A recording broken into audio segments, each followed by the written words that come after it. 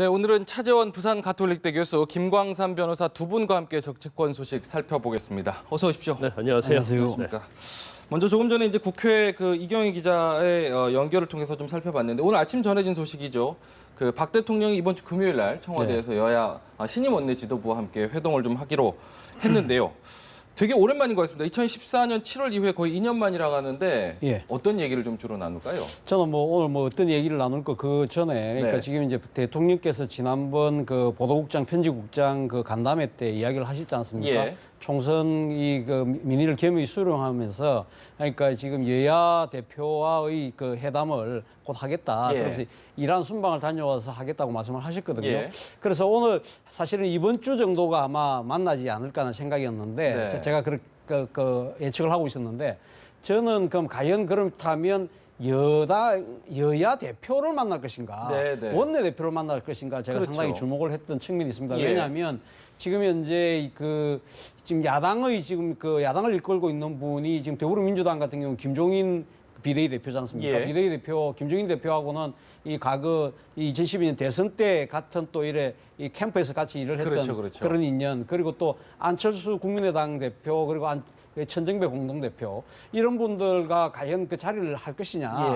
그런데 지금 청와대가 오늘 원내대표 먼저 잡았거든요. 그러니까 지금 청와대의 설명은 지금 이제 새누리당 같은 경우는 지금 당대표가 없는 상황이고 지금 더불어민주당 같은 경우는 지금 가도체제 한 4개월짜리고 그리고 지금 국민의당은 공동대표로서 어느 분을 선택할지 좀 애매해서 그렇다고 이야기를 하지만 어쨌든 간에 저는 이 대통령께서 일단 원내대표들이지만 그러니까 이 야당의 원내대표들 또 여당의 원내대표까지 이 그러니까 청와대에 초청을 해서 일단 대화를 가진다는 그 자체는 상당히 상징적이고 아주 의미 있는 거라고 봅니다. 저는 그러니까 이 자리에서 대통령께서 이번 총선에서 나타난 민심을 그냥 받아들인다고 말씀하신 만큼 그러니까 지금 야당을 이제까지 국회 심판을 이야기를 하면서 좀 심판의 대상이 아니라 이제는 국정의 파트너로서 같이 우리가 이야기를 해서 민생과 국민민복을 위해서 뭔가 생산적인 결과를 만들어내자. 그런 이야기에 방점을 두고 좀 말씀을 하셨으면 좋겠다. 아마 대통령께서도 그런 쪽으로 아마 생각을 하실 것 같아요. 그래서 지금 여러 가지 쟁점들이 있습니다만은 일단은 아마 대통령께서 쭉 추진해왔던 국정 아젠다, 이 노동개혁, 그리고 서비스 산업 발전법 등 이 경제와 관련된 여러 가지 이야기들을 본인이 추진해왔던 아젠다를 아마 이야기를 할 것 같은데 거기에 대해서 야당이 상당히 반대되는 입장을 갖고 있기 때문에 과연 어떠한 식으로 이야기를 좀 이견을 좁힐 수 있을지 그거 하나는 또 완전 주목할 부분이고 또 하나는 지금 이 김영란법, 김영란법이 지금 대통령께서 지난번 간담회에서도 말씀하셨지만 이 내수 위축이라는 부정적인 측면이 분명히 있다. 이 부분을 어떻게 할 것이냐. 그 부분들. 그런 여러 가지 이런 현안들도 있지만 저는 오늘 만약 13일 날 만나면 이번에 이걸 계기로 해서 저는 여야 대표와 대통령이 만나는 이 회담이 정리화되는 하나의 그런 한 첫 번째 고리가 됐으면 어떨까 그런 기대를 갖고 있습니다. 그런데요, 이제 일단 앞서서도 말씀하셨지만은 원래 3당 대표를 만나기로 했는데 새누리당 같은 경우도 보면은 전당대회가 한 7월쯤으로 예상이 되고 있고 더불어민주당 같은 경우도 8말 9초, 국민의당은 연말. 이 정도란 말이죠. 이번 계기로 당대표와의 어쨌든 정례회담은 좀 미뤄질 수밖에 없을 텐데 원내대표랑 계속 그러면 정례회를 일단 현실적으로 이제 당대표를 만나는 건 좀 불가능하지 않습니까? 그래서 일단 원래 회동 자체의 모양새랄지 또 어떤 국제 협력 방안을 갖다가 부탁할 때는 당대표가 사실 그 자리에 가는 게 가장 효과적이겠죠. 그렇지만 지금 개원이 20대 국회가 5월 30일 날 개원을 하는데 5월 30일 이전에 당대표가 다 정해질 수 없잖아요. 그리고 이제 더불어민주당 같은 경우는 김종인 대표가 8월 말 9월 초까지밖에 안 하기 때문에 과도기단 말이에요. 그래서 과도기였던 대표와 사실 회동하는 것도 그렇게 효과적이 않다고 보는 것 같습니다. 그런데 지금 현재 20대 국회 개원을 앞두고 사실 20대 국회에서 이제 국정 운영이랄지 이제 그런 것을 부탁을 해야 하는데 이제 시간적 여유가 없다는 거죠. 일단 원내대표부터 이제 회동을 하겠다는 건데 여러 가지 현안에 대해서 말씀 많이 하실 걸로 봐요. 그래서 제일 중요한 것이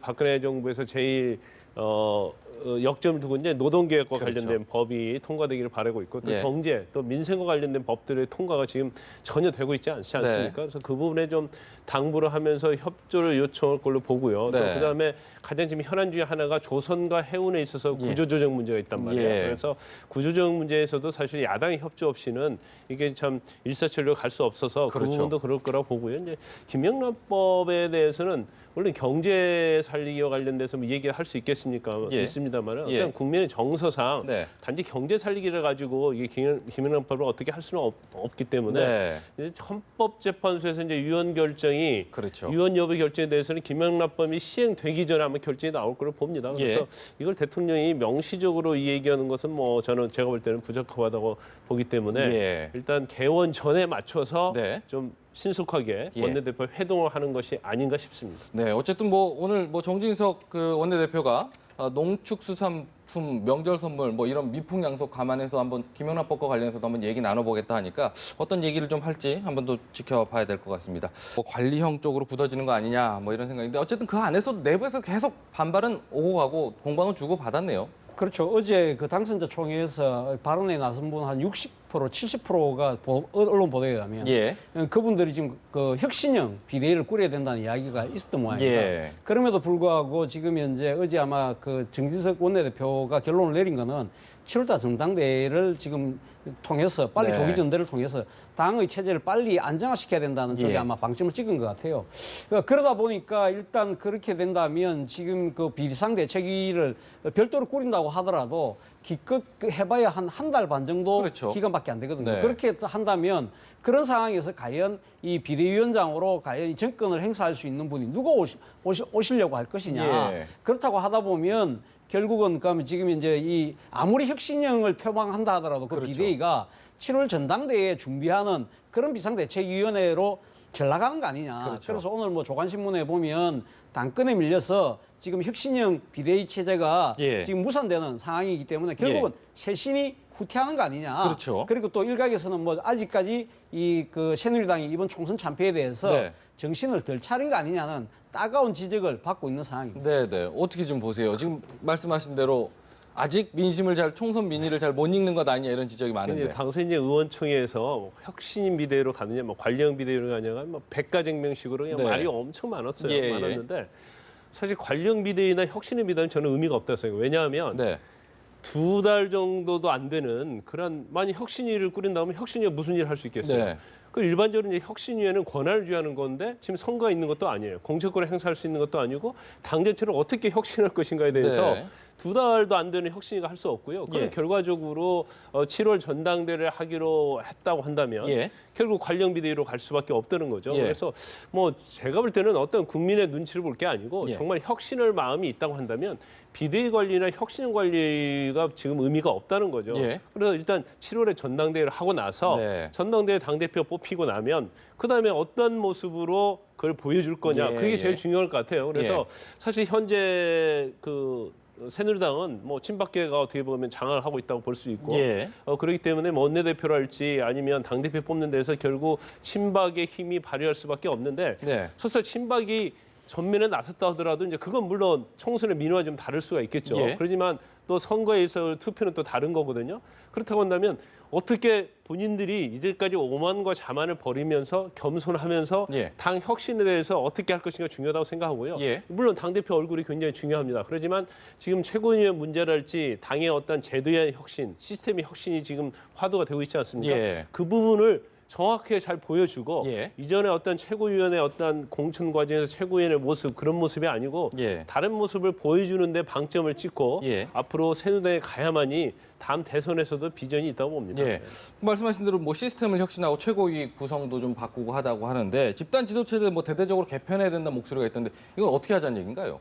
지금 사실 지난번 공천 과정에서 드러났듯이 그러니까 김무성 대표가 상당히 그 공천관리위원회 구성할 때부터 본인이 목소리를 내면서 이한구 위원장 오는 거 반대했지 않습니까? 그럼에도 불구하고 선임이 됐거든요.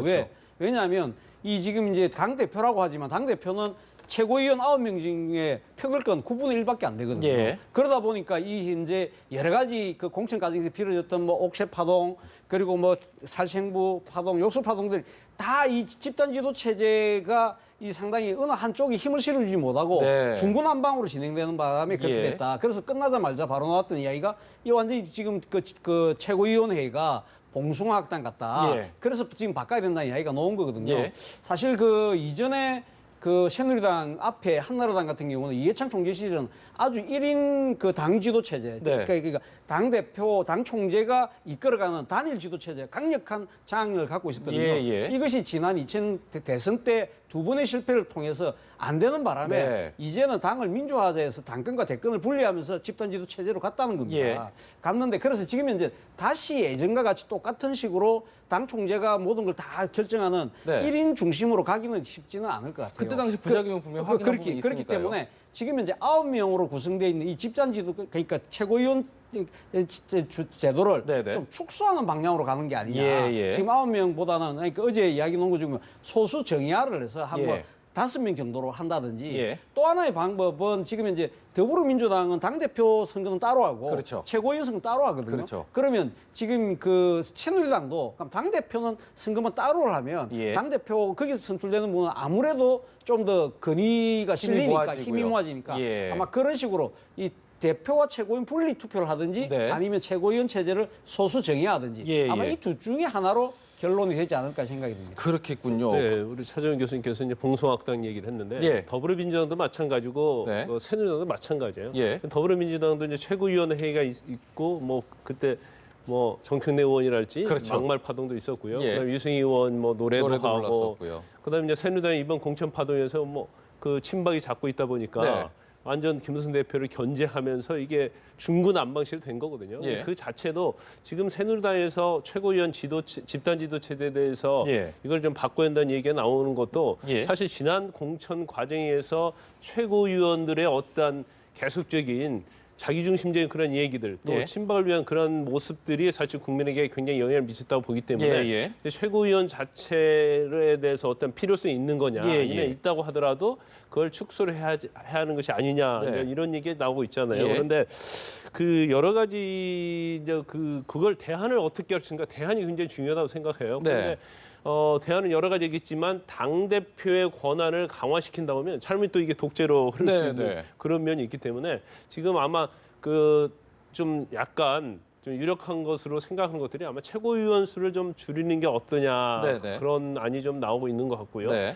그다음에 외부 인사로 해서 물론 권한 예. 자체에 어떤 결정권을 주는 것인지 아니면 그렇지 않고 조언을 단지 당의 그렇죠 네. 조언을 구하고 당의 의견을 제시하는 걸 정도로 힘을 약화시키는 걸로 갈 건지 예. 이제 그거에 대해서는 분명히 고민을 해봐야 한다고 생각해요. 네, 그런데 당 대표의 권한은 어느 정도 주는 것이 네. 당의 어떠한 민첩성이랄지 어떤 문제에 바로바로 대응할 수 있는 그런 것에 저는 좀 굉장히 긍정적으로 생각해요. 네, 단지 당대표 권한이 너무 강해졌을 때 네. 그거에 대해서 견제할 수 있는 네. 그런 시스템을 갖추는 것도 괜찮다고 봅니다. 알겠습니다. 지금 뭐 이 상황에서 앞서서 뭐 7월 전당대회 얘기도 하면서 이제 원내 지도부 구성과 관련해서요. 네. 살펴보면 원내 지도부가 정리가 됐는데 아무래도 친박계 쪽으로 정리된 건 아니냐 이런 얘기가 있으면서 7월 전당대회 앞두고 친박계 쪽으로 다시 당권을 좀 모아주는 모양새를 취한 건 아니냐 이런 지적들도 있거든요. 그렇죠. 어제 그러니까 지금 지난 주말에 이제 결정된 이 새누리당 원내 지도부를 보면 예. 사실 그 수석 부대표인 김도읍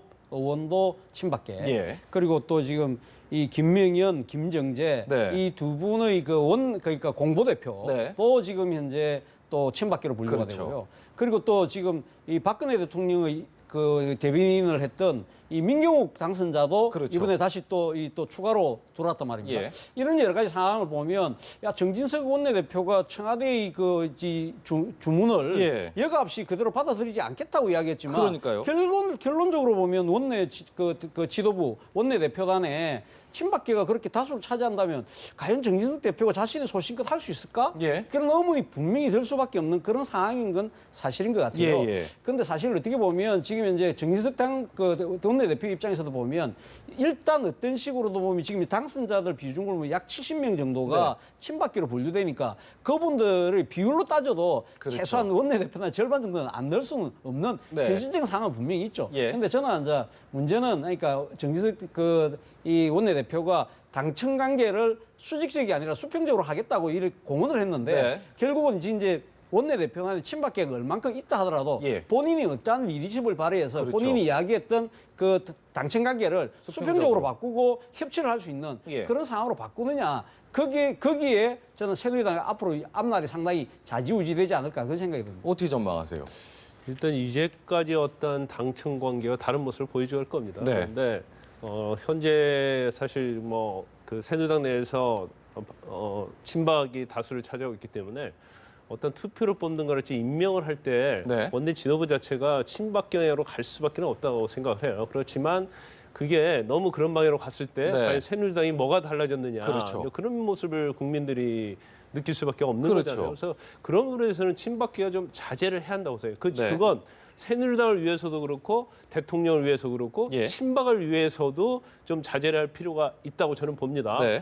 그렇지만 아까 말씀드린 것처럼 친박이 뭐 지금 원내 지도부가 지금 구성이 됐어요. 되는데 어떤 식으로 혁신의 모습을 보여줄 것인가, 뭐 비대위에서 어떤 강압적이고 그런 모습을 지금 갈 수 있는 상황이 아니기 때문에 네. 그렇다면 결국 자율적으로 갈 수밖에 없는데 네.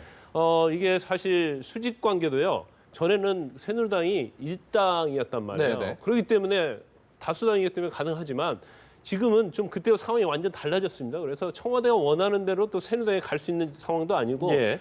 또 친박의 의원들도 그걸 또 알고 있을 거예요. 네. 그래서 그전처럼 친박에 독주하기는 쉬운 상황이 아니라고 봅니다. 그래서 이제 정진석 의원이 이제는 뭐 수직 관계가 아니라 수평적 관계고 네. 또 어떤 청와대 일반적 지시에 의해서 당청과는 지속될 수 없다고 하는데 네. 그건 새누리당이 그렇게 갈 수밖에 없는 상황이기 때문에 네. 어느 정도는 4.13 총선 이전과는 다른 모습으로 갈 가능성이 크다고 봅니다. 네, 네.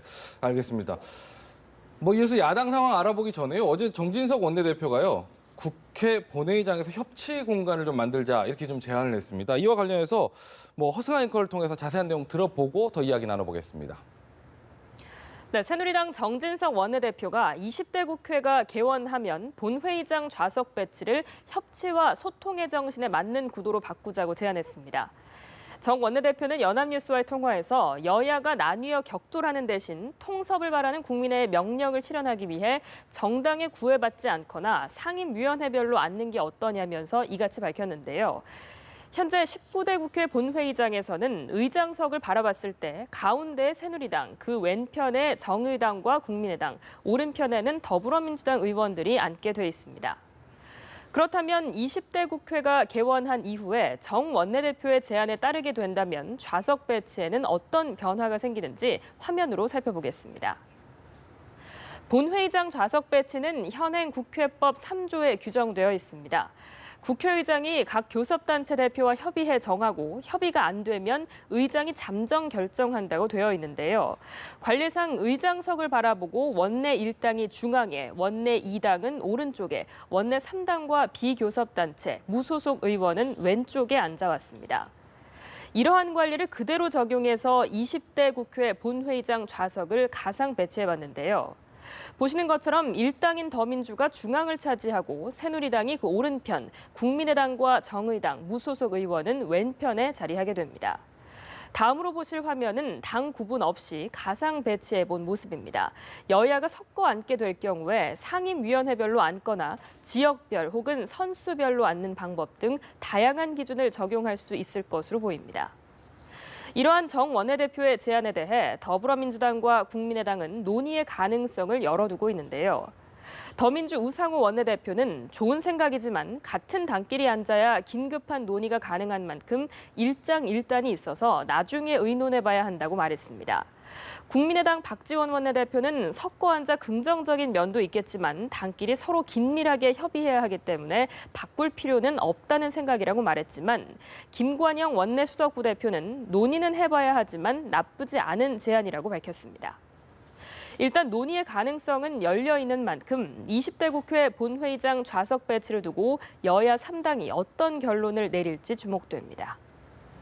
네, 먼저 일단 뭐 20대 국회 바뀌어야 된다 이런 얘기 많은데 당장 이제 의석수부터 이제 좀 바꿔보자는 안을 좀 던진 것 같아요. 그동안에 이제 좌석 아까 허승아 앵커가 네. 설명을 했지만 1당이 앉고 2당이 앉고 네. 그다음 나머지 이제 네. 소수 정당들이 앉는 구도는 사실 관례적으로 있어 왔던 거죠. 뭐 이렇게 룰이 있었던 건 아니죠. 그렇죠. 그러니까 지금 아까 우리 허승아께서 말씀하셨지만 네. 그러니까 국회의장과 교섭단체 대표가 협의해서 하는데 그런 거죠. 그게 관행적으로 그러니까 제1당은 정중앙을 차지하고 예. 제1당을 중심으로 양쪽에 그러니까 그 이당과 소수 정당들이 앉는 예. 그런 형태를 취해왔죠. 제가 오랜 그 국회 취재 경험 그리고 또 국회에서 근무를 하면서 느꼈던 부분은 네. 저는 사실 이 정진석 의원의 제안에 저는 박수를 보내고 싶습니다. 아, 그렇습니까? 왜냐하면 네. 사실 이게 국회 그 본회의 좌석이 이 정당별로 앉다 보니까 네. 약간 이 뭡니까 앞에서 약간 이 발언하시는 분이 네네. 뭔가 이렇게 조금 이 자당에게 불리한 이야기를 또 공격하는 발언을 하면 예. 한 사람이 앞에 앉아 있는 이 전의대를 할 수 있는 네네. 초선 의원이 과음을 지르면 그렇죠. 그 다음에 전파가 되면서 네. 국회가 거의 완전 안에서 막 소동이 아수라장이 일어나는 돼버리죠. 아수라장이 돼버리거든요. 저는 그런 부분들이 만약에 섞안게 된다면 네. 상당히 저는 완화가 될 거다. 예, 톤다운이 예. 될 수밖에 없을 것이다. 예. 왜 이제는 눈치 안 봐도 되니까. 예. 그러니까 지금 이제 같은 당 속에 있는데 누구는 지금 과음을 지르는데 네. 자기는 뭐 입 닫고 가만 앉아 있으면 거기다 뭔가, 바로- 뭔가 좀 그렇죠. 이상하거든요. 네네. 그러니까 할 수 없이 한마디 더 하는 네, 그런 네. 식으로 이제 대립과 이 뭡니까 이 정오의 정치를 예, 예. 확산시키는 하나의 저는 거의 주범처럼 보이는 네. 측면이 분명히 있거든요. 물론 뭐 박안주 그 더불어민주당 원내 수석 대표께서 이런 말씀하셨더라고요. 불통의 원인은 딴 데 있다. 네, 네. 물론 그렇죠. 물론 딴 데 있는 건 맞지만 네. 그러나 표피적이라도 예. 저는 바꿀 수 있으면 바꿔서 예. 새로운 하나의 형태로 예. 지금 이제 국회 좌석을 배치를 해서 예. 상생의 정치를 할 수만 있다면 네. 저는 그 시도를 해봤으면 좋겠습니다. 저것도 하나의 새로운 시도 될 수 있다 이 말씀이시고요. 저는 개인적으로 볼 때 네. 이게 섞어서 하는 게 국회의 어떤 정치 문화를 혁신하는데 굉장히 역할을 크게 할 거라고 봅니다. 굉장히 다 두 분 다 긍정적으로 보시는군요. 그렇지만 이제 네. 국회의원들은 좀 싫어할 거예요. 네. 특히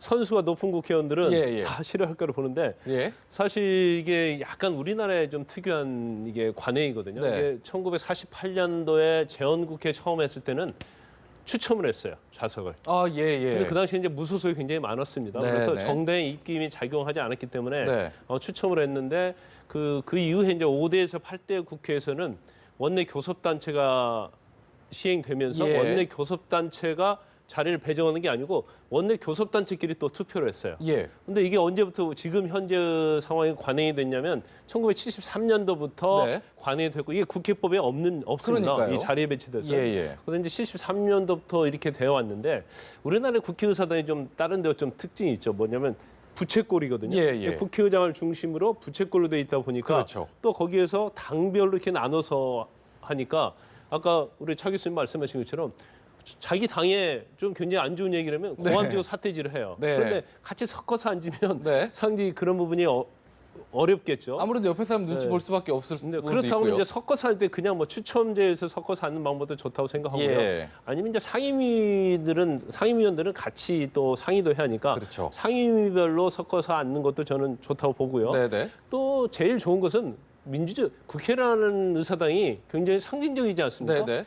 그래서 선착순으로 자기가 앉고 싶은데 앉는 것도 굉장히 좋을 것 같아요. 네네. 왜냐하면 그때요. 그렇죠. 국회 회의가 개시됐는데도 불구하고 안 온 사람들 있단 말이에요. 와, 늦게 온 사람들. 그거 좋겠는데요. 그럼 그런 사람들은 네. 앞자리 비면 앞자리 올 수밖에 없거든요. 네네. 그래서 이 제도 자체는 앞으로 국회를 개혁하고 정치 네. 문화를 혁신하는 데서도 저는 굉장히 좋은 제도이기 때문에 네네. 국회의원들이 좀 싫어한다 할지라도 네. 국민 여론에 의해서 네. 이걸 반드시 관철을 하면 우리 정치 문화가 굉장히 바뀌어진다고 생각합니다. 저희가 보니까 그 이번 국회 의석 자리 배치와 관련해서 다른 나라 사례는 좀 어떤가도 좀 살펴봤는데 국회 이제 오랫동안 취재하면서 다른 나라 같은 경우도 좀 의외도 많이 살펴보셨을 거 아니에요? 예, 저도 뭐 미국 의회 가서 한번 그 견학을 한 적이 있는데 예. 미국 같은 경우는 그러니까 정당별로 앉지는 않습니다. 네. 근데 우리하고 달리 우리는 그 선수 높은 분들이 뒷좌석에 앉거든요. 네. 근데 미국은 선수 높은 분들이 앞에 옵니다.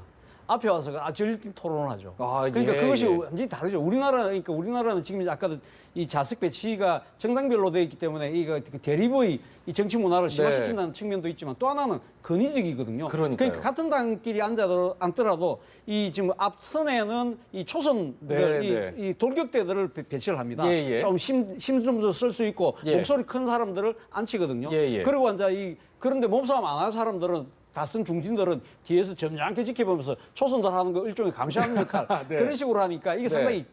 상당히 비민주적이죠. 근데 예. 미국 같은 경우는 이 다선 의원들이 앞에서 앉는 거고 지금 저는 대표적으로 저는 어떻게 보면 영국 의회를 제가 보고 상당히 놀랬던 것이 네.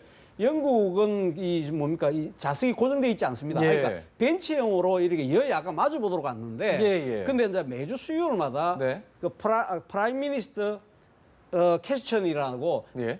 총리가 직접 나와서 그 정책 현안을 설명합니다. 매주 수요일. 매주 수요일 날. 아, 예. 그걸 갖다가 BBC가 생중계를 합니다. 예, 예. 그러면 그때 그 총리 맞은편에 앉는 사람은 제1당의 야당 당수가 앉습니다. 네네. 그래서 두 사람이 아주 치열한 설전을 벌입니다. 네. 그리고 중진 의원들이 다 앞쪽에 앉죠. 예. 앞쪽에 앉아서 그러니까 지금 당수가 한 6번 정도 발언할 수 있는데 네. 돌아가면서 또 중진들이 또 공격을 합니다. 네네. 그래서 여야가 쟁점을 앞둬놓고 아주 치열한 토론을 벌이죠. 중진들이면 얼마나 날선 비판을 또 그렇죠. 할까요? 또? 그리고 예. 근데 거기는 영국 의회는 예. 자석수가 예. 의원수보다 모자랍니다. 아, 그렇기 그런- 때문에 예. 그래서 늦게 오는 의원들은 서서 들어야 됩니다. 자석수를 완전히 그럼에도 다 불구하고 배치하는- 예, 예. 정치적 생산성은 그게 엄청 높지 않습니까? 그렇게요.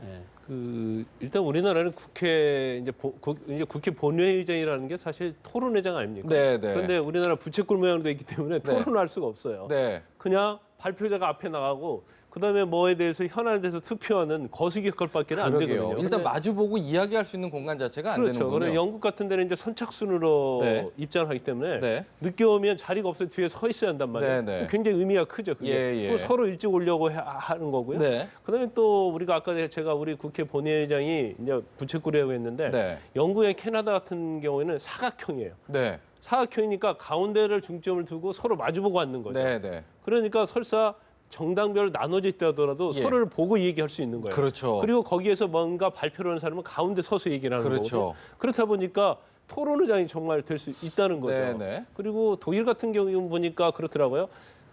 의장에 가까운 자리는 다 선수가 높은 네, 네. 원로들이 앉는 거예요. 예, 예. 원로들이 경청을 하고 뭔가 예. 조언을 찾고 말을 할 수 있는 그런 예, 건데 예. 우리나라는 오히려 초선들을 앞에 세우고 선수가 높은 뒤에 선수가 높은 의원들은 뒤에 있다 보니까 네, 네. 사실 뒤에 있으면은 다 바라볼 수 있잖아요. 그렇죠. 또 누가 뭐 하는가를 다 알 수 있기 때문에 예. 또 국회의원들은 부채꼴 모양이기 때문에 앞에 있는 의원의 뒤통수 외에는 보이는 게 없어요.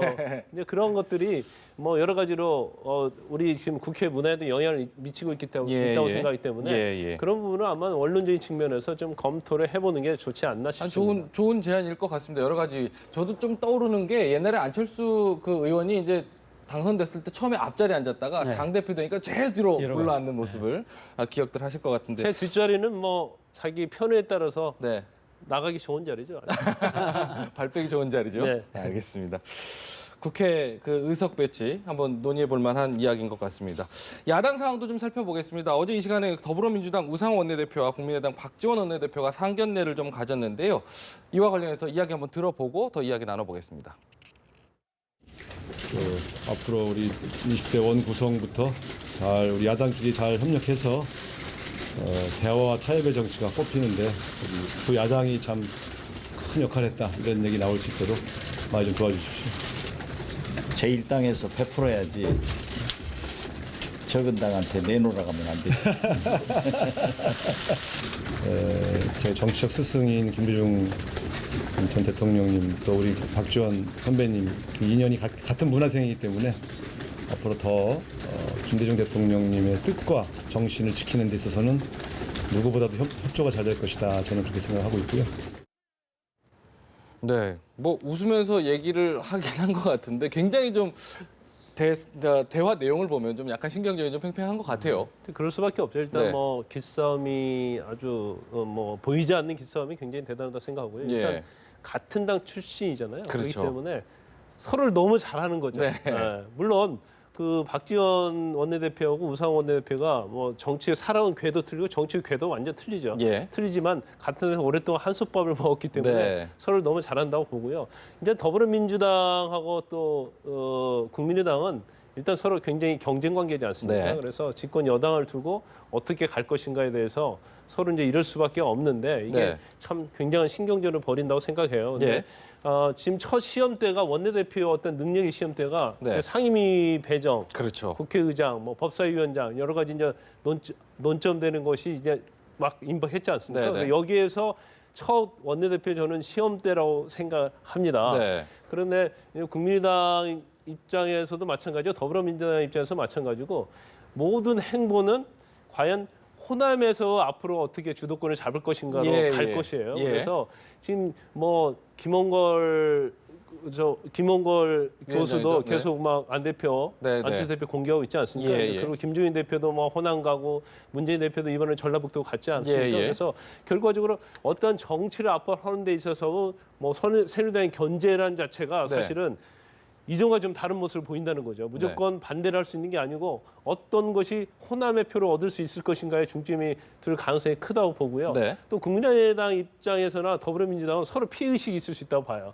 더불어민주당 입장에서는 국민의당에 나가면서 우리한테 피해를 줬다고 생각할 수 있고 네. 국민의당의 어떤 대부분 국회의원들은 호남 출신이기 때문에 더불어민주당이 우리를 박해해서 이렇게 나왔기 때문에 앞으로 있어서 신경전은 오히려 새누리당과 야당과의 신경전이 더 많이 있어야 하는데 네. 더불어민주당과 오히려 국민의당의 신경전이 더 가속화될 가능성이 크다고 봅니다. 그러니까 호남 가지고 좀 신경전 한다는데 안 그래도 어제 넥타이 맨 걸 가지고요. 네. 우상호 원내대표가 이제 빨간색 넥타이를 메고 가긴 했는데 거기 이제 광주 유니버시아드 때 같이 맸던 넥타이라면서요. 근데 그거 가지고 또 예.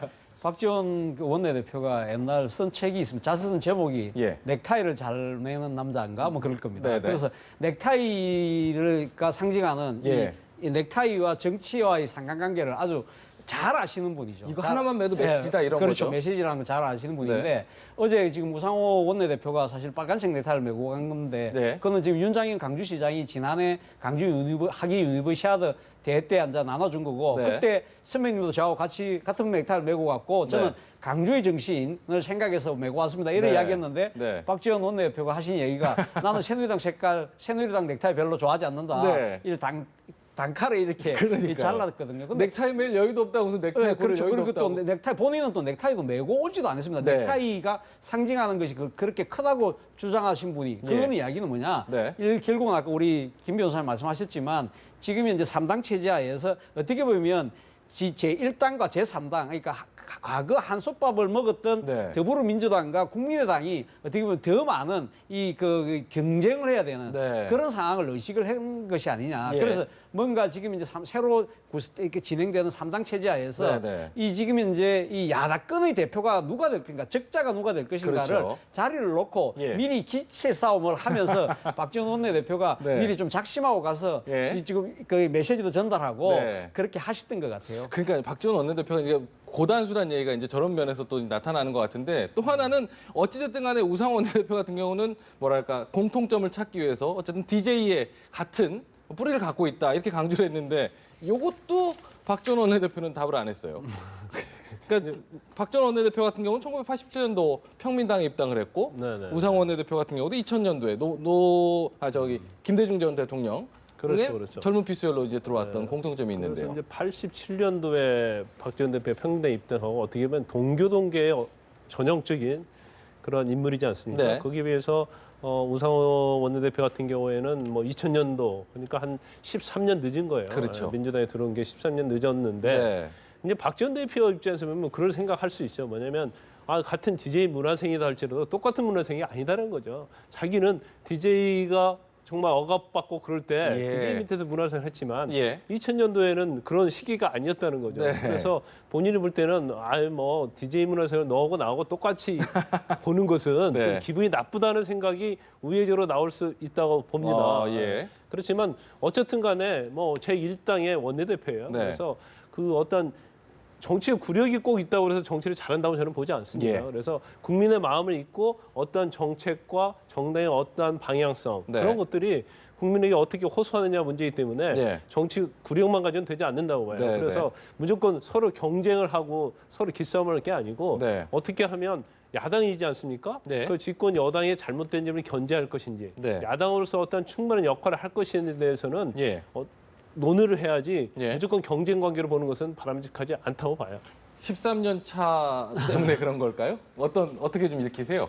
아니 뭐 저는 뭐 그 두 분이 하니까 DJ 문화생은 뭐 사실 아닙니까? 예. 그러니까 지금 이제 어떻게 보면 우상호 원내대표는 2000년대 이 운동권 그 세피 수혈로 예. 이 들어왔던 분이고 이 박지원 원내대표는 뭐 DJ의 영원한 비서실장이라고 그렇죠. 이야기할 정도로 예. 사실은 정치 철학이나 노선은 어떻게 보면 상당히 공유하고 있는 사이죠. 네. 공유하고 있는 사이인데 문제는 아까 제가 앞서도 말씀드렸지만 지금 국민의당과 더불어민주당 입장에서는 네. 이번에 지금 총선 민의가 나타난 부분이 사실 지금 야권의 대표가 누구냐 부분이 네. 좀 애매모호한 결과로 나왔다는 네, 게 아니지 네. 않습니까? 뭐 일당 의석수는 더불어민주당이 그렇죠. 많지만 정당 지지율은 또 국민의당이 많은 네. 이래서 어느 누구도 지금 우위를 점할 수 없는 상황이기 그렇죠. 때문에 이러한 상황에서 지금 그 두 당의 입장에서는 내년 대선을 생각을 한다면 네. 어떤 식으로든 이 지금 3당 체제하에서 누가 기세를 선점을 하고 예. 좀 더 좋은 결과를 나타내서 지지층들로부터 그러니까 국민들로부터 누가 그러면 야권의 대표라는 것이 이 그 결정이 나야 예. 사실 대권 가도에서 자당의 후보가 대통령이 될 가능성이 상당히 높다고 보는 상황 아닙니까? 예, 그런 예. 상황에서는 지금 이제 과거의 정치적인 뿌리가 중요한 것이 아니라 예. 앞으로의 그 상황이 더 중요하다고 박지원 원내대표는 생각을 하신 것 같아요. 네, 네. 그렇기 때문에 이 상황에서 내가 그냥 좋은 게 좋은 거지 네. 이렇게 보듬어 주고 두드려 주는 것보다는 예. 그래도 우리가 경쟁하고 협력하자. 네, 네. 나름대로 이 냉엄한 정치 현실을 우상호 원내대표에게 전달한 것이 아닌가 이런 예. 생각이 듭니다. 알겠습니다. 그런 경쟁 때문에 그런지 모르겠는데 좀 다른 얘기인지 모르겠지만 우상호 원내대표가 어제 첫 원내 공식 회의에서 북한의 이중적 태도를 용납할 수 없다 이렇게 얘기를 했습니다. 사실 우상호 원내대표 같으면 운동권, 86그룹 이거 앞에 꼭 붙지 않습니까? 약간 그동안의 결과 좀 다른 이야기인데 어떤 의미로 좀 해석이 되시나요? 일단 이제 북한이 이번 대회를 열면서 예. 핵무장을 가속화하면서 비핵화를 논의하는 예. 논의하자는 그런 굉장히 이중적인 태도를 보였잖아요. 네네. 그 부분에 대해서는 자시하지 않겠다 그런 네. 취지를 얘기를 했는데 사실 이전에 더불어민주당의 어떤 그 견지해왔던 그것과 약간 다른 면이 있어요. 네네. 항상 더불어민주당은 제재와 압박만으로는 핵을 해결할 수 없다. 그렇죠. 그런 취지를 주로 했기 때문에 그거와 좀 배치될 수도 있지만 네. 이제 현재 상황 자체는 일단 전 세계적으로 북한의 핵에 대해서 제재를 가하는 입장이기 때문에 이제 그 시대적 흐름에 이제 거슬려 없다고 보고요. 예. 그다음에 이제 우상호 원내대표 같은 경우에는 운동권이면서 그 연세 총학생장하고 전대협 부의장까지 했기 때문에 운동권이라는 어떤 이미지가 굉장히 강하고요. 또 진보적인 측면에서도 좌측이 있다는 이미지가 굉장히 강하거든요. 그렇죠. 그런데 그런 것들이 본인의 원내대표를 수행하면서 네. 또는 다른 당과 어떠한 협치를 하면서도 이게 장애가 될 수 있고 네. 무엇보다 중요한 것은 어쨌든 간에 내년 대선에서 자당의 어떤 후보를 네. 대통령을 시켜야 하는 네. 대통령을 만들어내야 하는 그런 원내대표의 역할이 있을 겁니다. 그래서 예. 이게 중도 외연을 확정한다는 그런 의도도 저는 분명히 있다고 봅니다. 네, 그래서 이제까지 어떤 북한의 인권 침해랄지 어떤 한반도 평화 위협에 대해서 북한에서 이렇게 아주 노골적인 비난을 하지 않았었어요. 그런데 예. 앞으로 이제 그런 면들이 좀 변화의 가능성이 보이지 않을까 네. 싶습니다. 국민의당 상황도 좀 살펴볼게요. 방향 전환이라면 이것도 방향 전환일 것 같은데 국민의당도 사실 총선 기간에 더불어민주당에서 그 광주 삼성 자동차 공장 관련해 공약했을 때 5공식 발상이라고 비판했는데 좀 입장이 좀 바뀐 내용이 좀 나왔다면서요.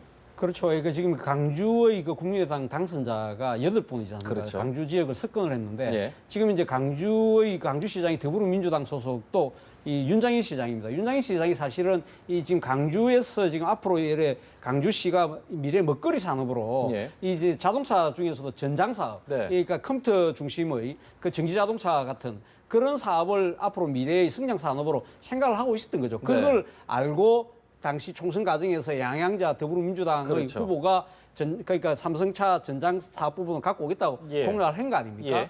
그래서 그때 당시에는 그러니까 안철수 대표가 지금 이제 가면 그 정치권이 오라고 해서 온다, 네. 기업이 따로 온다는 이건 5공식 발상 아니냐. 예. 그래 강하게 비판을 했지만 총선이 끝나고 나서 냉정하게 봤을 때 네. 지금 이제 사실 강주 시민의 입장에서는 강주시가 앞으로 10년, 20년 뒤에 무엇을 먹고 살아야 될 것이냐 예. 이 부분이 현실적인 문제로 지금 다가올 수밖에 없는 거거든요. 네. 그러니까 국민의당 당선자들 입장에서도 그것이 더불어민주당이 공약이겠다 하더라도 예. 그럼에도 불구하고 우리도 그걸 갖다가 그 공약을 네. 안 할 수밖에 없다. 네, 네. 그걸 인식을 한 거죠. 그래서 예. 지금 아마 그 국민의당 당선자들 그 간담회에서 네. 아마 지금 이제 이 이야기를 더불어민주당 공약이지만 예. 우리가 선결을 해서 예. 우리 더불어민주당의 시장인 윤장희 시장을 도와주자. 예. 사실 또 윤장희 시장 따지고 보면 안철수 대표의 사람이지 않습니까? 예. 그런 여러 가지 측면 때문에 하자는 건데 네. 아직까지 중앙당 차원에서는 이 지금 강주 당선자들의 입장을 네. 어떻게 받아들일지 아직 정리는 안 된 것 같은데 네. 그럼에도 불구하고 중앙당 차원에서도 그것이 지금 강주의 앞으로 미래 먹거리 산업을 유치한다는 차원에서는 아마 네. 중앙당 차원에서도 지난번에 비판을 했지만 예. 될 수 있다면 아마 밀어주는 쪽으로 가지 않을까 그렇게 봅니다. 뭐 여러 가지 해석들을 하지만은 국민들 그 입장에서는 봤을 때는 와 안철수 대표 옛날에는 그렇게 50 발상으로 비판하더니 이렇게 얘기할 수 있지 않을까요? 그렇죠. 이제 말 바꾸기를 하는 네. 것에 일관성이 없는 것에 대해서는 뭐 비판을 받을 수 있어요. 네. 그렇지만 제가 아까도 말씀드렸지만 결국 호남의 표를 누가 가지냐에 예. 싸움이잖아요. 근데 그런 말을 많이 하죠. 호남의 맹주가 누구냐 그런 얘기 많이 하는데 저는 DJ 이후에는 호남 맹주가 있을 수 없다고 생각해요. 예. DJ 때는 아무리 DJ가 잘못해도 호남은 DJ를 밀었거든요. 그렇지만 DJ 이후에 특히 지금 국민의당과 더불어민주당이 양당이 있는 상황에서는 예. 호남은 앞으로 잘하는 당 아니면 정말로 집권 세력이 줄 수 있는 당에게 표를 예. 줄 겁니다. 예. 그래서 사실 저 어떻게 보면 삼성차 광주 위치 자체도 그 어떤 일환으로 볼 수 있는 거죠. 네. 지금 국민의당이 이후에 뭘 여론조사에서 좀 떨어지고 있지 않습니까? 네. 그런 거 만회도 하려는 의도도 있고요. 네. 더군다나 김종인 대표가 4.13 총선 이후에 호남을 몇 번 갔지 않습니까? 예.